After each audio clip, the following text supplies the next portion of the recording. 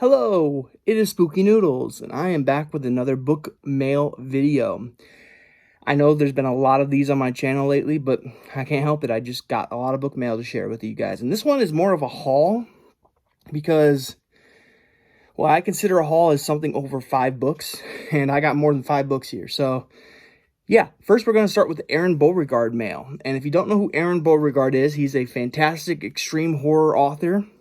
He also sent me these 2 stickers.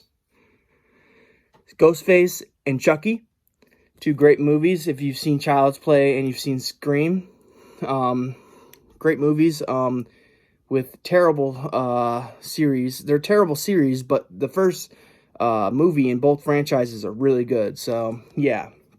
But anyways, we are talking about Aaron Beauregard first, and then we'll go on to the Tony Bacon mail. Yeah, we got some Bacon mail, and I'm excited for it. So first we'll show off this.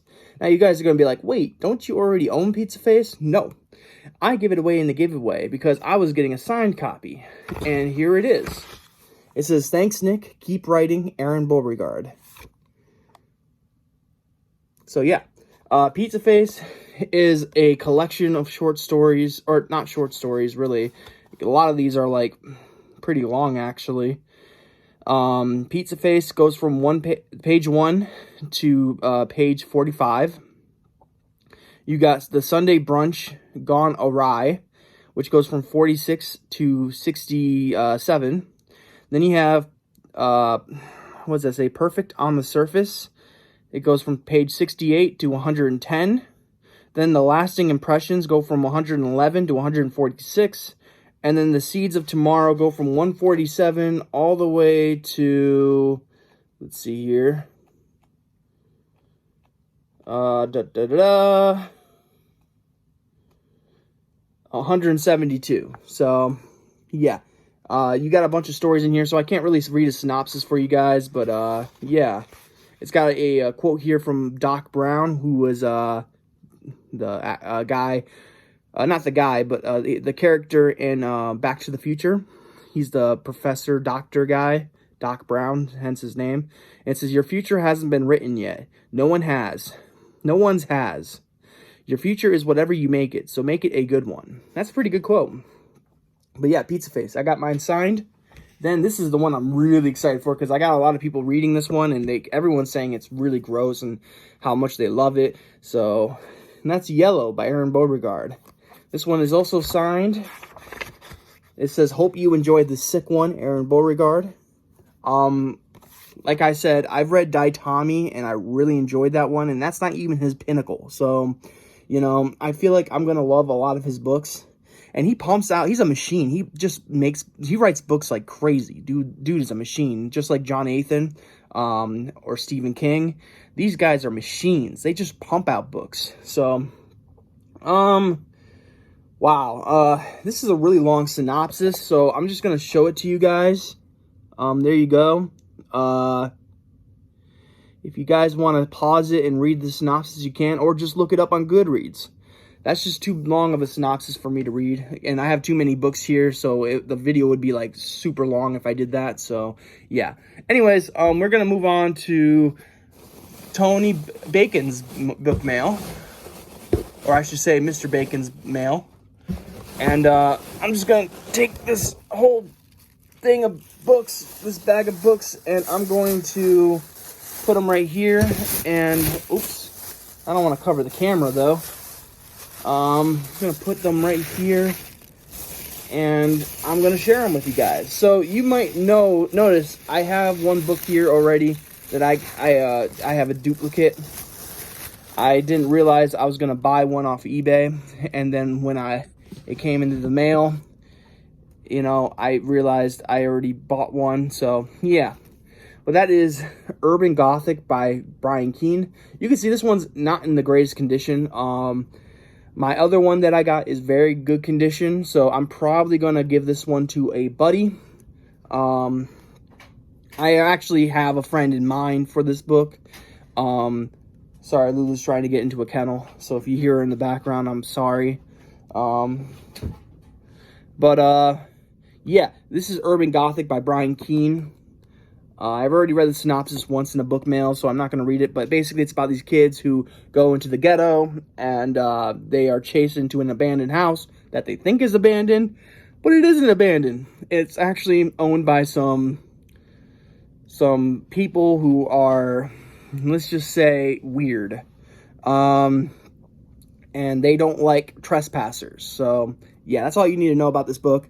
Uptown Horror Reviews did a review on this book. Go check out him. He's awesome. I don't know if he's done a review in a while, but go check him out. He's awesome, dude, and he's an awesome reviewer. So I can't wait until he reads a lot of books, so I can't wait for his next review. But Urban Gothic, probably going to give this to my friend Scion, because I know Scion's going to be like, don't send me that book, you know.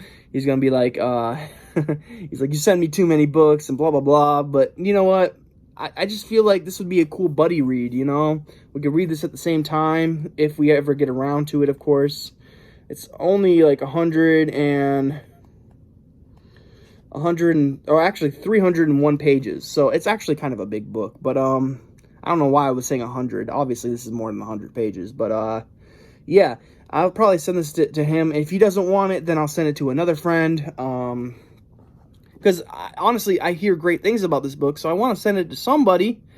But I'll see if my friend's into the synopsis, and I will send it his way if he is. I already have a book I'm gonna send him, so why not just throw this one in there, right? Anyways, moving on. We have this really good copy of Al Goingback's Evil Whisper. It doesn't have a break in the spine. It's Signet Fiction. This one, he has a few. I think I own the other books. It actually says right here, Darker Than Night and Crota. I own those two books, and I think I might own one more book by Al Goingback. But now I own Evil Whispers. I'll read the synopsis. Why not? I'll read the synopsis for you guys. Because I'm actually kind of curious what this book is about too. So let's do this. Robert and Janet Patterson and their young daughter, Chrissy, went looking for the perfect getaway vacation spot. They found it in a backwoods Florida town, far away from civilization, quiet and peaceful, and terribly isolated. Robert and Janet should have listened to the local legends. They should have heeded the warnings about the black water lagoons. And they should have listened to their daughter when she told them about the whispers in the woods. Because now it's too late. Chrissy's disappeared, and whatever took their little girl is coming back for more. So that's Evil Whispers by Al Goingback. This obviously has like Native American vibes to it, as you can see on the cover. And Al Goingback is a Native American. So I can't wait to read this stuff.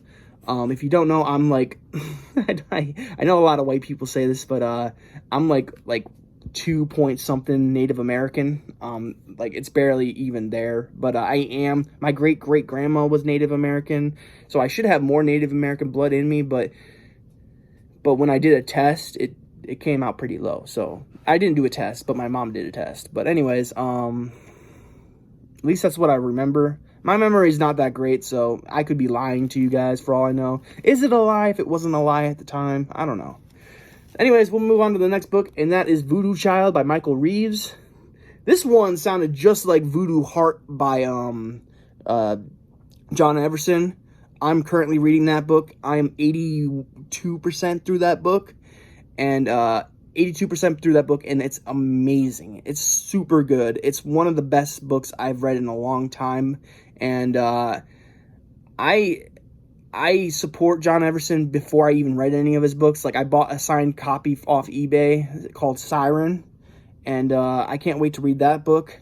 But he wrote Voodoo Heart, and Voodoo Heart's like a first-person narrative, which I didn't think I would like that much, but I do come from a creepypasta background where everything's written in first person, so it's easy for me to read it. It was easy to read, and I'm acting like I'm finished the book. I haven't finished it yet. It could have a really crappy ending for all I know, but right now, it's a 5-star read, and I can't wait to finish it. But anyways, this one sounded right up my alley, too. It sounded very similar. Let me read the back for you guys.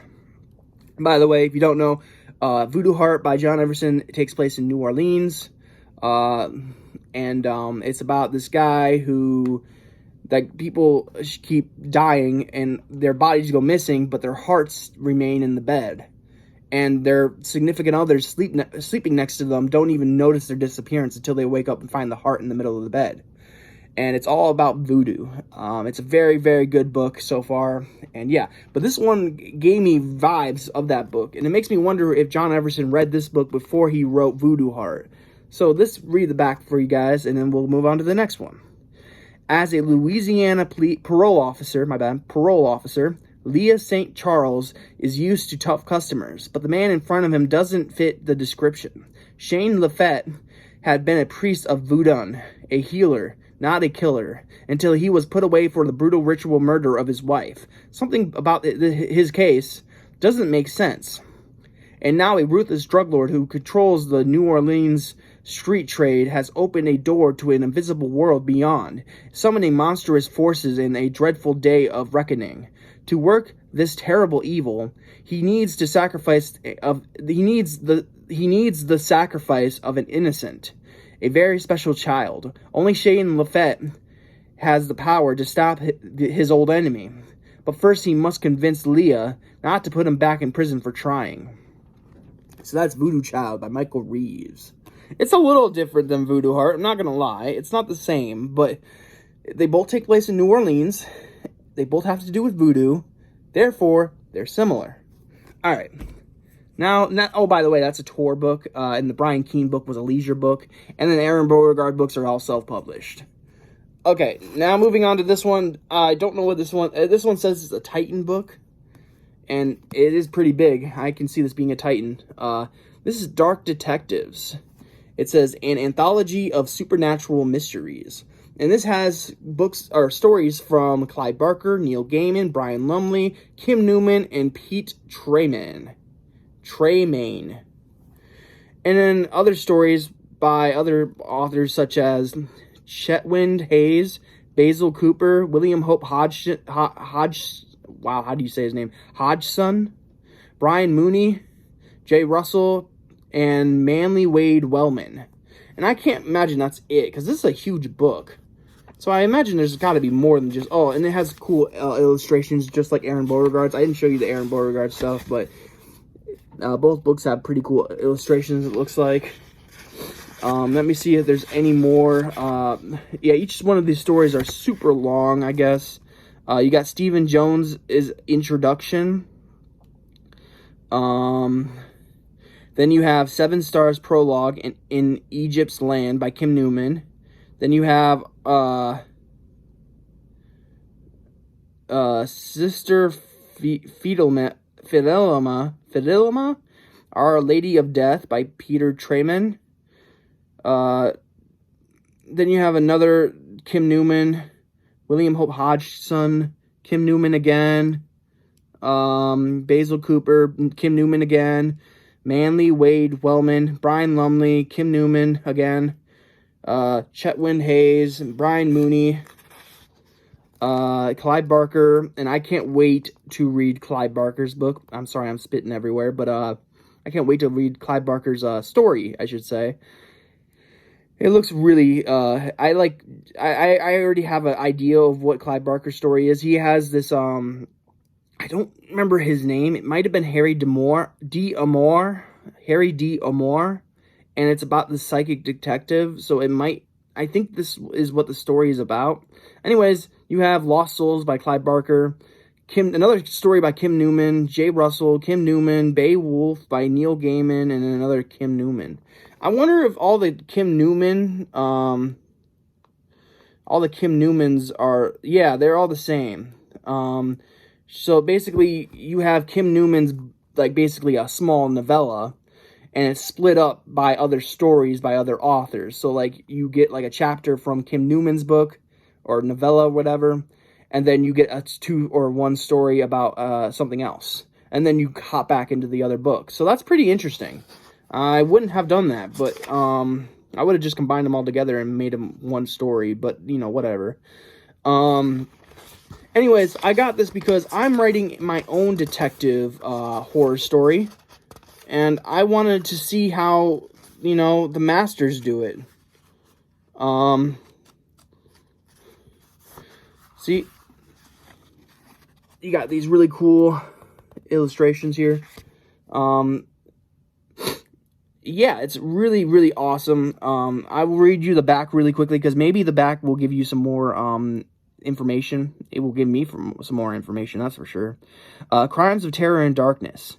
In the battle between good and evil, the supernatural investigators form a first line of defense against the unexplainable. Here are 18 pulse-pounding tales featuring uncanny sleuths battling against the weird, written by Clive Barker, R. Chitwind Hayes, Basil Cooper, Neil Gaiman, William Hope Hodgson, Brian Lumley, Brian Mooney, Kim Newman, Jay Russell, Peter Tremaine, Manly Wade Wellman, featuring the entire Seven Stars saga by Kim Newman, pitting the Diogenes Club against the occult object with the power to ultimately annihilate mankind. So yeah, this is a big book, and it's about detectives, dark detectives. Excuse me. I haven't eaten anything, and I drank a full throttle, and you know how that goes. Immediate heartburn every time. I don't know why. Maybe I'm weird, but I drink an energy drink, and I get heartburn. I don't know why. I don't know if that's weird. Maybe I ate something earlier, and it's giving me heartburn. I don't know. It's indigestion, not heartburn. Anyways, you don't care. Dark Detectives. Supernatural Mysteries. Very cool book. I didn't think I was going to win this one, but I won it anyways, and I'm very excited to read it when I get around to it. Alright, enough talking about Dark Detectives. Let's move on to the next one, and that is The Manitou by Graham Masterton. Yeah, I got this book a long time ago, and then I gave it to my friend for a, what do you call it? We did this group and I did a kind of like a Santa's Little Helper type thing. Not Santa's Little Helper. Like we exchanged boxes. So like each of us drew a name, and we had like I got somebody and they had to give me a present too. So we were matched up, and I gave her a box, she gave me a box, and I gave her the Manitou. And this is not this exact copy, but this copy in general. Like, this isn't literally the copy she sent me. She didn't send it back to me, but this is the copy that I sent her, and it has this awesome die cut. I already read this book. I don't know if I'm going to keep it or not, but it's one of my favorite Graham Masterton books, right behind the Djinn. Believe it or not, I like the Djinn a little bit more than I like the Manitou. That's just me. It has the same characters in it, but I just like the Djinn a little bit more than I liked the Manitou. And that makes me a little... I don't know if I want to continue on with the Manitou series or not. But the Manitou was really good. The Djinn was better, in my opinion. Then you have like the Revenge of the Manitou, Return of the Manitou, and all those other, it's a long franchise, I guess. So, yeah. Manitou. If you don't know what this book's about, there's the synopsis on the back right there. It's pretty long. If you want, you can go on Goodreads to read it. It's just a little long for me. Basically, Harry, what's his name? I forget his name. I gotta look now.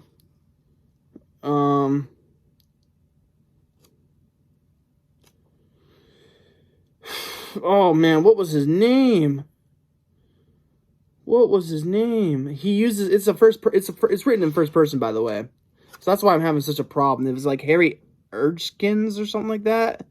Anyways, he is I'm looking on the back, but I can't see the name of him.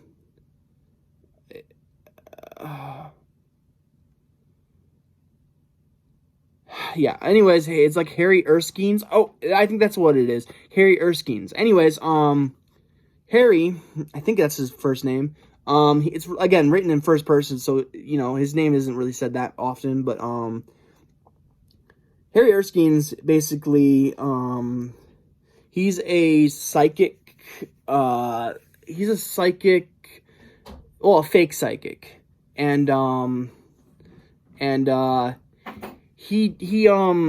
what's the word? He falls. This beautiful woman comes in, and she has a tumor, and she's saying that she's like hearing things or something, and she just wants a future telling or whatever, what psychics do. Anyways, it goes into this long thing where he gets like this what do you call it? This like vision or something, and he goes to visit her to see if she's okay. I don't remember why, but I don't even know if the reason was any good or not, but he goes to see if she's okay, and the tumor grows, and it turns out it's actually an old shaman growing out of her neck. So it's a really strange tale, I guess, but it's a really good story. I liked it a lot. Again, I don't know if I'm going to keep this. It's just a really cool copy to own. But again, I've already read it, so I'm probably going to, I don't know. We'll see. Hold on one second. Okay, sorry about that. Mom walked in, and obviously I need to talk to my mom when she wants to talk. So, but anyways, we're going to move on to the next book, and the last in this little bag here. There's more books, so don't worry. We're not done yet. This is Richard Lehman's The Night Show. I don't know if I already own this one or not, but it's a smaller Richard Lehman book coming in at 277 pages. I'll read the back. Yeah, I'll read the back for you guys. Here we go.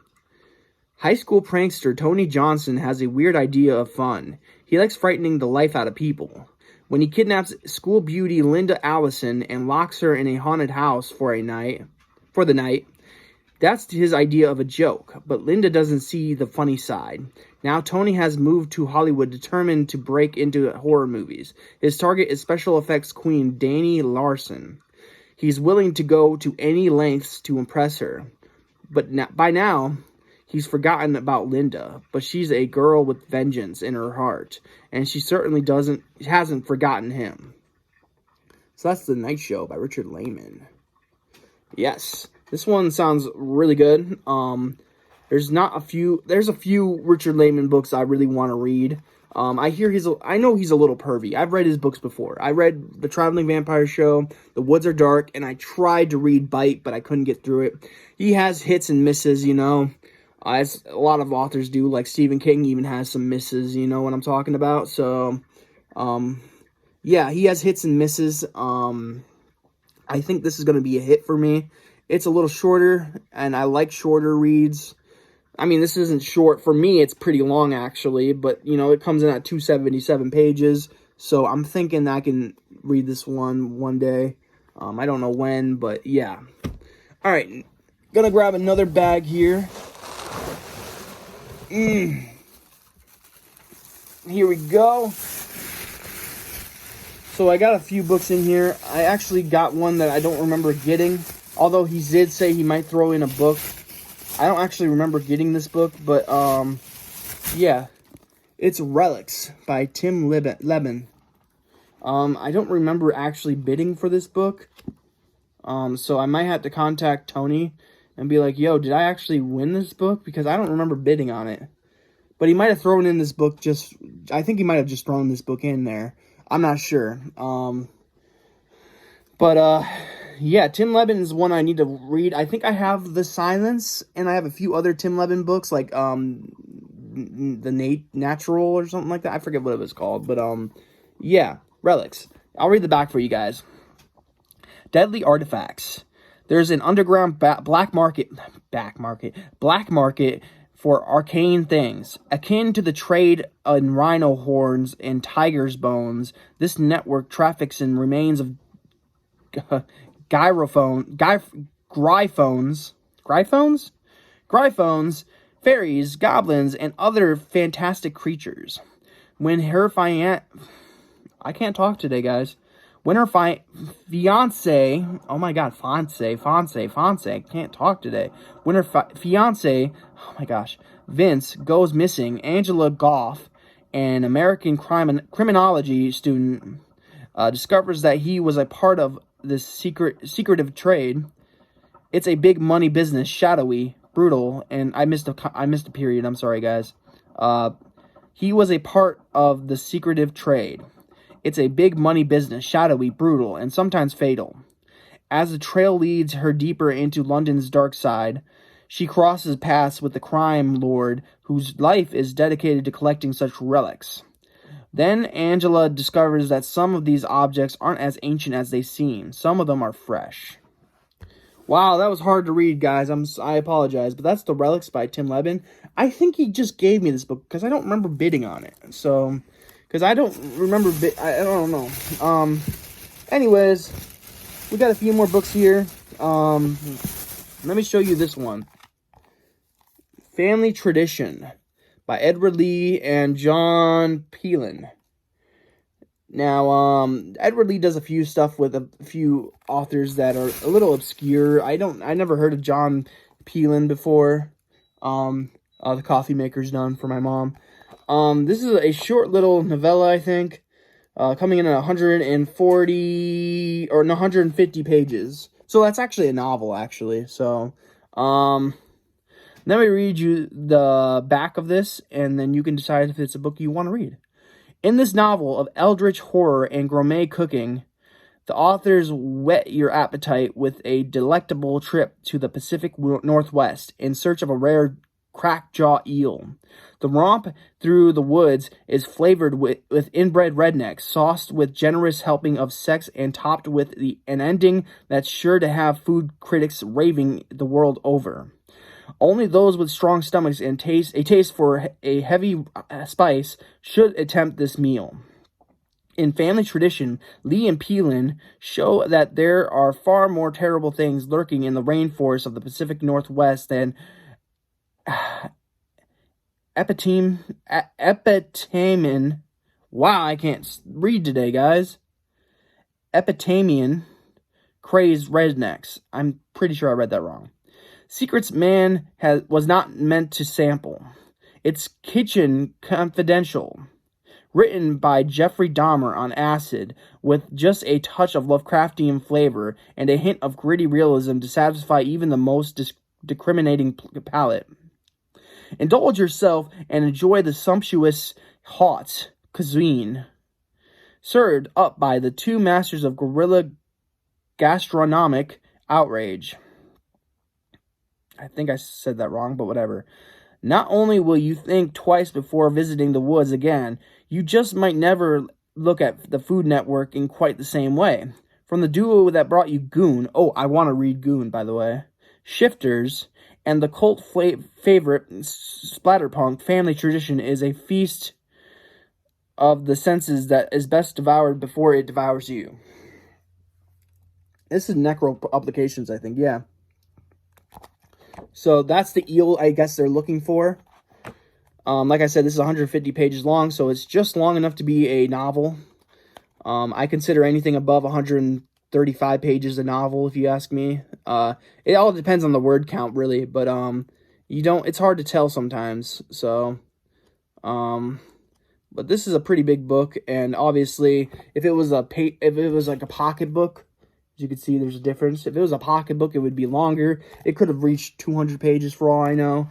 But, yeah, I'm looking really forward to reading some more Edward Lee. I'm not sure if he's the greatest writer, but definitely love his stories. Like, I love The Stickmen by Edward Lee.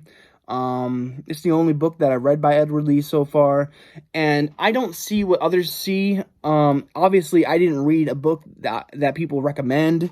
I read a book that, I read The Stickmen, and people say that's, like, the farthest from Edward Lee's writing that you can get. Like, that was, like, him trying to write, like, an X-Files episode. So, even though I really enjoyed The Stickmen, it's not, like, the pinnacle of Edward Lee. And it's not Edward Lee, in a sense, what he usually writes. So, I need to read Edward Lee. From my knowledge, or not my knowledge, but in my opinion, I don't think I've actually touched on Edward Lee yet, even though I've read one book by him called The Stickmen. I don't think that really equivocates, or whatever the word is, to his average writing.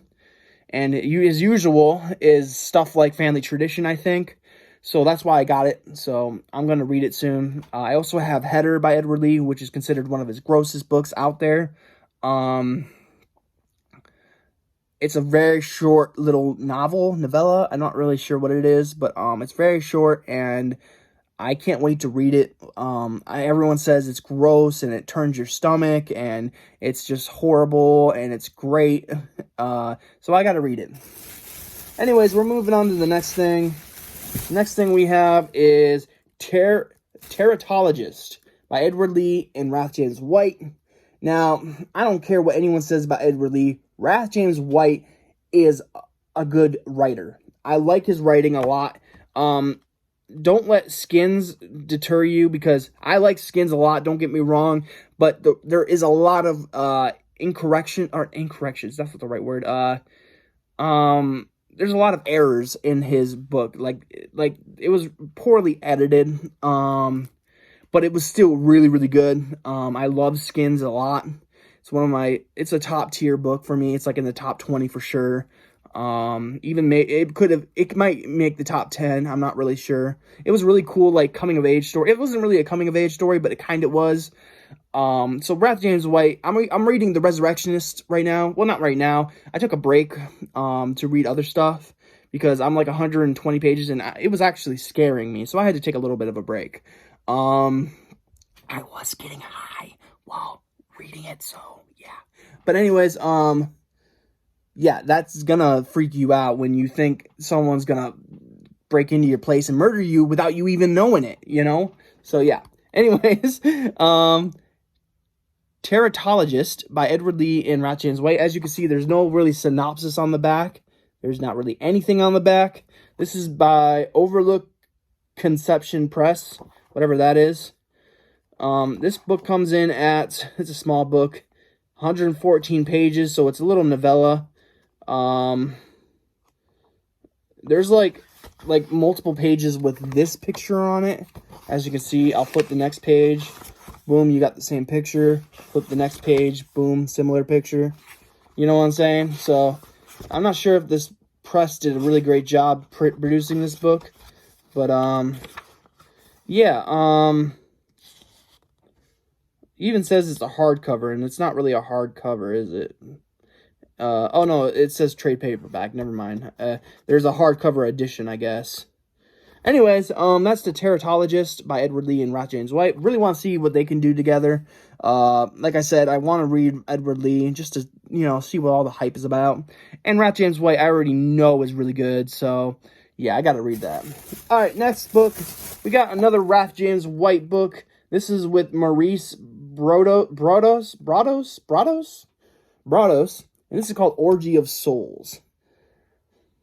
Now, I don't know what this is about. But this book comes in at, I think, 134 pages, if I'm not, oh, no, I'm mistaken, hold on one second. Oh, by the way, this is, I actually don't know what publication this is, Apex Publications.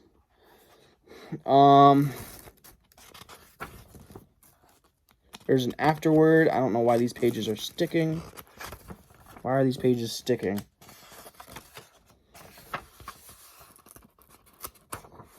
That's weird. Okay, comes in at 138 pages, so I don't know if this is a novel or a novella, but I'm going to consider this a novel. Does it say somewhere what it is? I don't know. Let me read the back for you guys. 20 for 1. 20 souls for his brother's life is a price that seductively beautiful Samson is willing to pay. 20 souls drenched in blood, powdered with cocaine and more than one kind of ecstasy. A fair trade for the life of a brother. A fair trade for the life of a priest. And everyone he meets seems so willing to give theirs away. Samuel's faith often wavers. Diagnosed with HIV and a rapid decline, he hides his delusionment in the rituals of the priesthood. But when Samson brings him the first blood-signed contract for a young woman's immortal soul, the steamy word of high-fashion male models and a quiet decay of the sickly priest begin to writhe against the realities of life, death, and otherworldly power. Brotherly love is a deadly seduction, beauty and dangerous game. Come worship the brutal temple of Orgy of Souls. Your faith will never be the same again. So that's Orgy of Souls by Ralph James White and Maurice Broaddus. At least that's how I think you say her name. Pretty big book, actually. All right, now we're on to the last, like, I believe this is the last book. Yeah, we're on to the last book. And it's a big one. I don't think I already own this one. Ooh, excuse me. Sorry, guys. I don't think I already own this one. But it's seen better days. But that's not what matters. All right, and it looks like my phone's falling down. This is The Midnight Grinding, or just Midnight Grinding. It says, and other Twilight Terrors. So this is a, by the way, if you care, it's signed by Ronald Kelly, who's my favorite author. Ralph James White being close behind him now. I've read 3 things by Ronald Kelly, and I've enjoyed them all. I've read 3.5 things by Ronald Kelly. I've read Fear, which is my favorite book of all time. I read 12 Gauge, or AKA Father's Little Helper, which is really good. I read Mr. Glowbones and Other Halloween Tales. And then I'm halfway through Bloodkin, which I gotta hop into back into one day. But anyways, this has a lot of stories like Breakfast Cereal, Miss Abigail's Delicate Condition, Forever Angels. Yeah, it just has a lot of stories, as you can see here. So I'm looking forward to reading this one day. It's signed by the author, so that's really cool. I mean, I think this is only, this is like, 1,250 signed copies out there. So very happy to have this, and yeah. And that is my book mail. That is my book mail.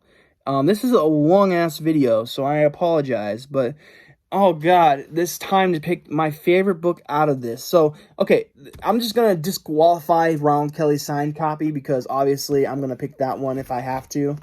I don't even know, but based on story itself, which story I think is the best. Oh, I'm also disqualifying Aaron Beauregard stuff, because those are also signed. Even though the story Yellow sounds very good, and that's probably my most excited read right there. But I'm disqualifying them because those are also signed, so obviously I'm excited for signed books. But if I'm looking at the non-signed books, which book am I most excited about? I'd have to give it to Family Tradition by Edward Lee and John Pearlin. Even though that Urban Gothic is a story that I really want to hop into, I already own the book in a better condition, so I'm not really excited for that book in particular. But story-wise, it would probably go to Urban Gothic by Brian Keene. But this one, I'm pretty excited about. Family Tradition by Edward Lee and John Pearlin. I'm going to get Goon on audio, and very excited for that. But yeah. But if I was to be biased and say one of my signed copies to be my favorite, it's going to be Yellow. I'm sorry. It's Yellow. Aaron Beauregard is one of those authors that he's becoming a favorite of mine. And I'm really enjoying his work a lot. So, like I said, this book is big. Let me show you how big it is. It's 192 pages, so that's pretty big. He has a few books coming out, like In the Hands of the Heathens. Then he has a book called Wedding Day Massacre. So watch out for Aaron Beauregard in 2021, for sure. Yellow just looks right up my alley. It's another detective pulp horror type story, and I gotta read it. So anyways, I hope you guys are having a great day. I hope you have a spooky night. Yes, it's the end of the video. I'm so sorry, guys. I can't keep going on forever, guys. I gotta end this video here. That was Mr. Bacon mail and Aaron Beauregard mail. Gotta love this mail, guys. Yeah. I'm very happy to have these books. I am excited for every book I got. Like I said, I gotta choose which ones. Urban Gothic by Brian Keene is one I really want to read, and I'm kind of excited for it. Obviously, I'm gonna give this probably to a friend. probably Scion if he accepts it, because I know Scion doesn't like to accept gifts from me. I don't know why. I don't know why. I'm just kidding. He's a good guy. Don't throw any hate for Scion. I'm just joking around. He'll accept my gift if I make him. You know what I'm saying? Anyways, sorry, I'm getting off track here. I'm ending the video. I hope you guys have a great day and a spooky night. I'll catch you in the next video. Peace out, guys.